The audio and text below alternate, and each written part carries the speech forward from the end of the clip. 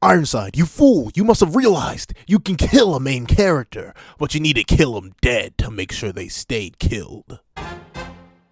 Before we hop into this review of Chapter 20 of Fortnite the Apocalypse, please do me a favor and leave your own thoughts on the chapter in the comment section down below. Leave a like and subscribe if you haven't already. Also, make sure you hit that little notification bell so you don't miss out on any videos that come to the channel. Now, let's get into it. What's up, guys? I got Pencil here, and here we are to review Chapter 20 of Fortnite the Apocalypse, known as The Name of the Magic. And honestly, before we even hop into the chapter itself, I gotta talk about this color page, because this color page kind of smacking. Obviously, you got Nosian's, the Drip Master, but actually, the thing that gets me the most is Percival and Donny's design, specifically their color designs. Like, Percival's design is pretty much the same, except now his eyes are green.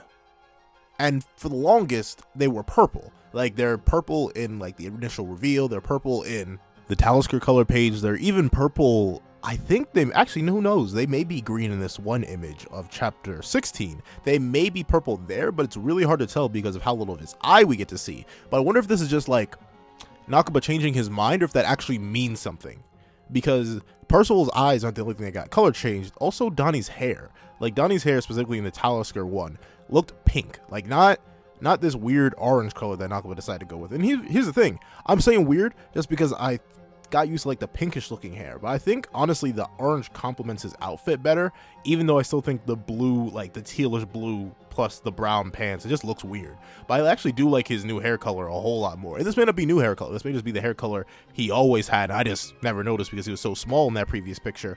And also, I don't know, Percival's hair also looks like a deeper green now, so he's just overall a green boy. And I don't know, like, it complements the orange pretty well, I'll give it that. It's better color. Well, no, I actually like the purple eyes, but I wonder if this is just Nakaba changing his mind, or if it actually means anything. Like, does this have to relate to his death in this chapter and his eyes like shift to green afterwards? I don't know. We're gonna have to wait for the anime to see that. And this may just be an entirely superficial color change that doesn't really matter, but still, I don't know. It grabbed my attention the moment I saw it, because like I looked at this picture, knew something was immediately wrong despite how good it looked. Like on a sheer drawing standpoint, I love the way this picture looks, but it just caught me off guard with the colors, and this is coming from a guy who hates the colors, so you know it was something special when it caught me off guard like that. It's also, I wonder what these vines and thorns mean. Are these supposed to be like, no, I don't think they're meant to be roses, because there's no flowers on any of them. There's just the 4 cherries, which I assume means our entire group of 4 in Nosian's and Percival and Donny. But still, I don't know. This is very interesting. I wonder what this means. Like, is this a thorn that's going to overgrow the entire world and, like, destroy it or something like that? I don't know. Nakaba's very specific with things he includes. And maybe this is just, like, a reference to the thorn and toughness of Percival and his life, especially in regards to this chapter, considering he was legit dead. But, you know, we'll get into that. We'll get into that. Enough talk about this amazing color page. I still think it's very, very good. Like, the white background contrasts so well with the bright popping colors of all of our characters. It's honestly great, and man, it's actually really cool to see them stand up like this, all angry too. That's another thing. This is the first time I've really seen Percival be like mad. I don't know, like in the color page. Obviously, even in the last one he was against Talisker, he didn't look very angry, but now he just looks disappointed. He definitely is about to speak to the manager. But enough of that. I've been talking too long about the color page. Let's get into the chapter itself. So Ironside notes that all of Percival's magic has vanished, and I had noted that at the end of the last chapter too. Like, his little hymns went away, and I guess that was supposed to signify his death, kind of, sort of, but at the same time I think I was half right. Like, it seems like all the magic sort of like funneled back into him, as you can tell, because all of this ends up leaving Percival dead, but he ends up reviving himself later. And Nosian goes, grabs Percival, and is trying to treat his wounds, like legit does anything and everything to try and get Percival to feel better, but he's just not doing it. Man's gone. And then, and being a real one, stole the first kiss. And it's not CPR. It'd be like lip to lip, or basically spitting in someone else. I can't say it like that. I'm gonna say it like that. Basically spitting something in someone else's mouth so they can swallow, or something like that. I can't say that. Y'all know what I mean. I'm not sure. I think there's a specific name to the technique, but I'm not going to look it up. I'm just going to go with, she's spitting the magic juice into his mouth. And someone's going to clip that. Someone's going to, whatever. But the thing is, it doesn't work. Percival doesn't even swallow. He spits. And the thing is, Nosian's like, darn. His breathing, his heart, it stopped. He's too far gone. And he's angry, crying tears at Ironside, who's just chilling. Like, I don't know. I still love Ironside as just a villain. This man does not care. Like, he's literally like, I do, and I do not care, and just proceeded to move on. He's like, Chaotic Dead, hurry up, bring me them sacrifices so I can feed the darkness that will destroy all of Leonis. What does this mean? Like, what does the Coffin of Eternal Darkness do? Did it ravage the demon realm or something like that? How does this thing work? I thought it just sealed people away, but the way Ironside's talking, sounds like it's gonna do some menace type stuff. And to be fair, it's already doing some menace type stuff. Whoa, I mean, it's already doing some menace type stuff to Sistana, but still, like, what does this thing do, and why is Ironside so confident in it? Like, you know Meliodas exists, right? You know EOS Elizabeth exists, right? Like, I feel like he's gonna need some more juice, but maybe not. And then we see that young boy, Donny, the man, the myth, the legend, is like, oh, I guess I gotta be a good guy now. And he manages to save that woman by lifting the licky, I'm just gonna call it that, the licky up into the air. And the thing is, what does this mean for Donny's magic? Like, he is levitating it, and he left. Like, I know Percival was lifted into the air and left behind, but his magic wore off eventually. But it looks like Donny sort of just put this thing in stasis up in midair, and he's gone. I don't know. This seems very interesting. Like, what else can he do? Like, what is the usage of this? Because can you move around? Can you move around while you're doing this, or is this legit just locked? I think he's actually still moving. It's just suspended in midair. So, like, could anyone who can actually fly, like any demon, any goddess, any fairy, like, could they just ignore this? Could, like, Donny just lift them into the air and he's like, ha, I got you, and they just spawn their wings or just float away? I don't know. This is a very interesting ability, lasting way longer than it did last time, because he's running off and he gives a whole speech, and I'm assuming this thing's still floating in midair, because he literally thinks, listen, I'll figure out something before he falls down, so hold out for me. I don't know. And is he thinking of that, or did he broadcast his thoughts? I'm not sure, because I don't know. He's like, the woman like sort of hears the thought, and she says, wow, he must be a holy knight, and he's getting praise basically. And I love Donny's like inner conflict. Like, Donny's a coward by nature, but it looked like he was nurtured to be a good person, and you can see it in his conflict, because he's going off with like, why am I going back? Why am I going back? This sucks. I can't do this. At the same time, he's sort of like coming up for excuses for why he can't leave, other than the fact that he wants to help him be a good person, like whoever his uncle probably was that inspired him to do it. And ironically, I'm trying to think of orange-haired characters in the original series. Yeah, I got nothing off the top of the dome. I can't think. Hold on, wait a minute. All right, a minute has passed. I still can't think of anybody. I looked up Zeal, Gila's younger brother, but his hair isn't like orange, and I also looked up Sariel's vessel, and technically that hair is like closer to orange, but it's not the same kind of orange Donny has. Hold on, I have another idea. Idea also failed. I looked up Peliot, and that is not the wave, buddy. So I'm not sure. Donny has he has some stuff in that backstory of his. I really want to see it. But then Donny, he realizes, oh wait, I'm a supporting character in a shonen type series. The main character's got my back. What am I worrying about? And we see it, because a little Percival pops out. But the thing is, this one's flying. And like, I guess they could fly? I think they flew before. Like, they would spawn off of him.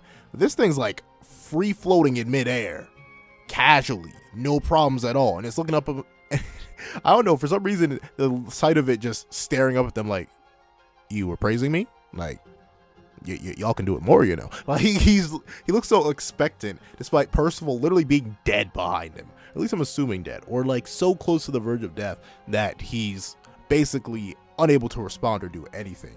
And Ironside is, actually no, he has the appropriate reaction. I'll be fair. He's looking at it like, regain the time to be in magic, has he? Impossible. I know I killed him for good, but let me kill him dead. And he just waves his hand, and instantly, like, I'm not sure how I feel about this, because Nasian's a person who said his stamina wasn't that good in the last chapter, manages to take a whole slice from Ironside, a slice that was meant to kill Percival, by the way, or at least confirm the kill, and all it does is leave like a gash in his back. And I know Ironside goes on to mention your paralyzing poison has drastically affected my magic's precision, but it shouldn't affect the power. Like, you still hit the man. Did you hit him with like the grazed tip of your magic? I don't know. I feel like I feel like Ironside's gonna get bodied. I can sense it, or he's gonna be relative, which is fine. I hope he's relative. I hope he doesn't get bodied. But we get to see that Anne goes back in. She goes back in for the dub. She's praising Percival. Nasian's praising Percival, and they're all talking about how they're in debt and how they never met anyone like Percival. And Percival's the bestest main character they could ever main character, and he'll come back and he'll be great. And all the little mini Percivals, they're popping up one by one. They're all joined together. And the thing is, once Nasians comes in the clutch and says, "You are my hero," all the Percivals pop up en masse. And Ironside takes note of like the magic amplifying itself on and on, like sort of this infinite loop cycle. No, I can't, because that's God of High School spoilers. There's something I want to say. This reminds me very specifically of something else, though to a much smaller scale. But still, it's very interesting to see his magic functioning like this while he's so close to death. Once again, this makes sense though, because he is the Horseman of Death. So it would make sense that my man would have some weird post-death amps. But I don't know. It kind of seems funny seeing all these characters bring Percival back to life because he's the main character and they love and hope and believe in him, and that's it. Like, y'all ain't that bad yourselves, and you're like a master swordswoman. Well, not as masterful as Ironside. I believe that's a power and speed gap on top of the skill gap. So I'm not even gonna say you're fodder. Nasians, you're a menace. And Donny, you're kind of fodder. I'm not gonna lie to you. Especially like this corny entrance Donny has. I want to smack him for it. Like, crush the weak. Whoa, crush the weak. Crush the evil, rescue the weak, and be someone who risks their lives for what's important to them. 'Tis I, Sir Donny, holy knight of justice. Bada bing, bada boom. Was there a justice character? Someone who was obsessed with justice in Seven Deadly Sins? Like, y'all know, I'm really trying to figure out Donny's lineage. And I feel like the justice line, holy knight of justice, is what's like triggering something in my head. The reason my mind leaped to Peliot was because I feel like he was on some of that justice type mentality. But I'm not sure if that was it. I don't know. I feel like I'm just remembering things wrong. So I'm definitely going to wait until we get an actual answer on where Donny comes from. And the thing is, they're all like, yo, why did you come back? Like, and Donny, he gives him the simple answer. He's like, I'm a supporting character and Percival's the main character. He's got this, bro. Look at him. And then he proceeds to release all of his magic. Like, Percival's magic just explodes. And I'm not sure if this is like a scale or perspective thing, but the one Percival is gigantic. Like, literally bigger than Anne and Nasian's. That's weird to see. Like, bigger than Donny too, and that's just its head. But then the thing is, we get to see Ironside be like, whoa, wait a minute, not today, buddy. And he goes Ragnarclaw. Very interesting move name. Sounds like Ragnarok. Ragnarok. I can't spoil it. But he Ragnaroks, and the battle, well, Ragnarclaws, and the floor sinks down deep. Ironically enough, this isn't as clean as his other cuts. This seems very much like a sinkhole had opened up randomly, and we get to see that Ironside looks up and finds Percival having gone super main character 3. Like, man has the wings lifted up into the sky, his cloak has expanded, he's floating with all the little hints around him, and yo, that one little mini Percival ain't slick. Y'all all can fly. I see y'all got the goddess wings on y'all. You're still copping a feel. I can't let that slide, little Percival. Y'all can see it too. That man's a menace. I don't rock with that. Come on now, mini Percival, you better than that. But the thing is, we get to see the why Percival came back, and it's because all of the people believing in him and their feelings gave him power while he was lost in the darkness, and he has the power of hope. And then the chapter ends. And here's the thing. Like, like, at the same, like, I want to say I like this chapter, but y'all know how I feel about main character until they're main character no more. But the thing is, I'm gonna let it slide for this series in particular, specifically because this was built up to. It makes sense that Percival on the brink of death would come back stronger. He's done it twice already, pretty sure, because he awoke his magic against Pelgard, his magic got stronger against Talisker, so obviously third time's the charm with Ironside. Bada bing, bada boom, he's super powerful with the power of hope. And the thing is, I'm interested to see with what he's going to be able to do now against Ironside, because Ironside's still debuffed, but at the same time, Percival got so massively buffed that he should be at least on par, if not just outright superior. I hope he's not outright superior. I hope Ironside manages to stay a viable threat for more than 20 chapters long. That's kind of sad if the person who sort of kickstarted our story becomes fodder very, very quickly. And I hope that doesn't happen. But it's really cool seeing Percival transcended like this. I'm not gonna lie, I do like the design with it and how the cape has sort of become wings that he carries his friends upon. And also, I know Percival's confirmed human, but like, man, do his little mini hymns give me goddess vibes. Like, they literally have the wings and everything. I don't know, this thing seems so goddess-like, and it would make sense considering Ironside's own magic seems so goddess-like with the Ludishell remnants, but I don't know, maybe not. Someone brought up a fantastic idea that this could hypothetically, or Ironside could hypothetically be Nanashi, and that could explain why Percival has such high potential and high power growth, because it's like a goddess. It's basically the hybrid situation in every anime and shonen manga everywhere, where a hybrid's usually stronger than the pure blood. But I don't know, this is super interesting. But man, it's a bit corny, I'm not gonna lie. Thing is, the only issue I have with the chapter is that it feels a little bit like, yeah, he's the main character. We've been through this before. Like, I know not a single person who's read more than one shonen manga, or really read any manga ever, or has watched any story ever, read last chapter and thought Percival was actually dead. Like, we were all joking about it in the comment section. So this whole chapter essentially just acting as build up to him coming back. While cool enough, because we get to see the characters' despair, and y'all know I love me some despair and anguish from our characters.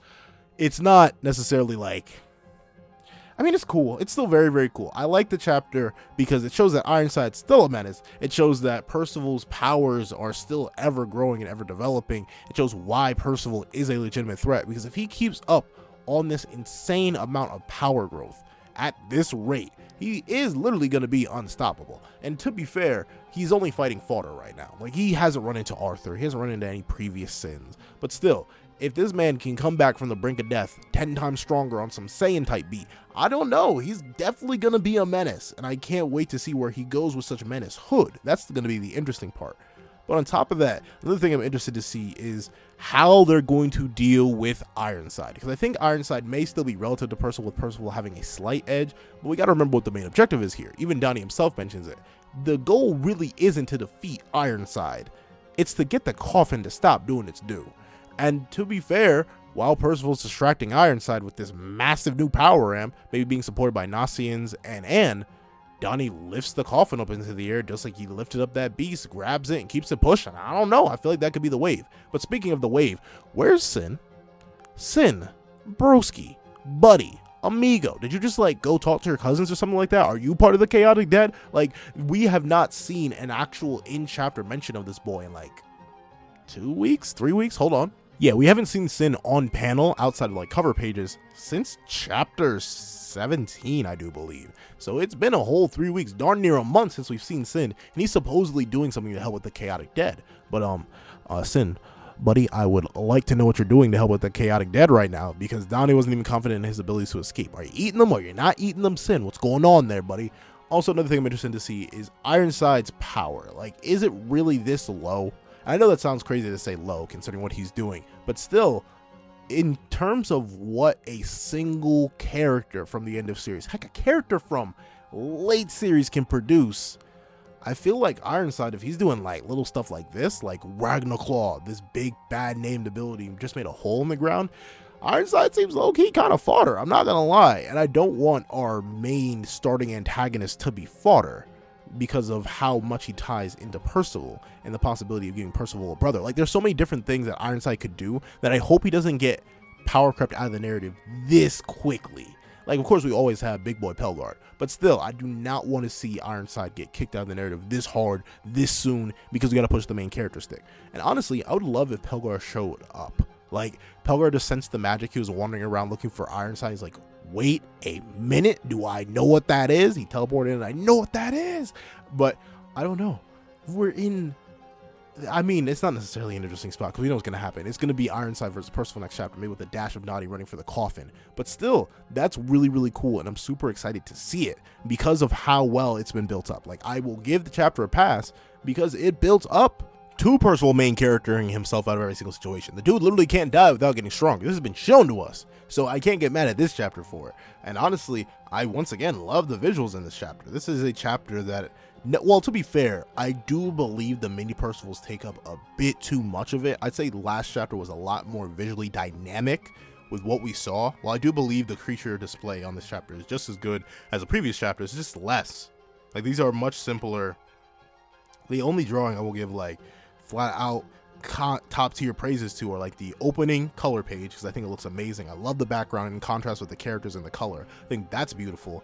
And I also think like the different actually, this chapter is sort of, it's still a very, very good chapter, but I think the last one's more dynamic art wise. I enjoy it a whole lot more. This chapter feels a lot simpler, and I think that's heavily due to the fact that there are a whole ton of mini Percivals floating around everywhere. So they take up a lot of screen space, especially towards the back half of the chapter. And it sort of overwhelms whatever artistic achievements are also in this chapter, because like those are the main focus of a lot of the scenes, despite the fight scenes still being pretty good. Like Ironside versus Anne round 2 is very good.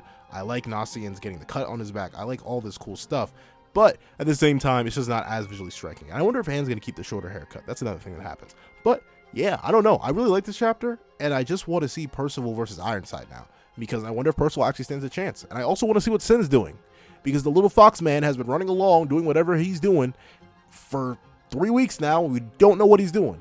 Come on, you shady little fox man, tell me what you're doing. But that's about it. Yeah, I honestly wouldn't mind if Pelgard showed up. Please, Pelgard, just pop up on the scene, buddy. I've missed you. It's been chapters. But yeah, I'm super excited. But what do you think? Enough of me. I want to hear what you think. What do you think is going to happen next chapter? Do you think Ironside is just going to get mopped next chapter? Do you think he's going to be relative? Do you think he's still going to be superior somehow, but debuffed in some sort of way? Do you think Donnie's going to be the clutch and getting the coffin and then getting them out of there? What do you think is going to happen? Please tell me in the comment section down below. And also tell me what you think of this chapter. I'd love to hear it. Thank you so much for watching. Please remember to like, share, comment, and subscribe. And make sure you hit that little notification bell so you don't miss out on any videos that come to the channel. Thank you guys for watching once again, and I hope you guys have a wonderful day. This is that guy with the pencil, writing off.